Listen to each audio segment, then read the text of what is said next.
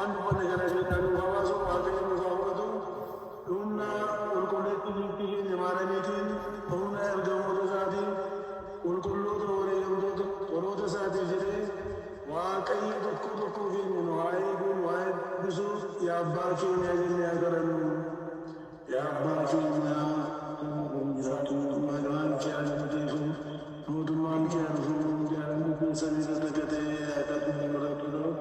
kan nuti soora foon keenyaa irraa nuuf kenni akka keenya nu dhiisi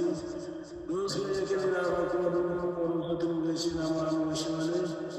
mootummaan keetiin nu jedhanis barbaraan ameen nagaa fi waaqayyoon yaa geessi maal yaa nagaa keenya yaada keetiin namaa hin duruwwan yaada waaqayyo soora wallagatti warroota keessaa kan gidduu jedhan Ijigere sekeetti sekeetti kan gammadee yaadatti waaqayyo si wajjin jiru jaalala baay'ee keetii qabu Yesuus Kiristoos biraa haala dhiifamuu qabu cubbuun keenya irraa fi dhiqee nu haa qulleessu bara baraan ameen waaqayyo hunduma keenya cubbuu qabnutti nu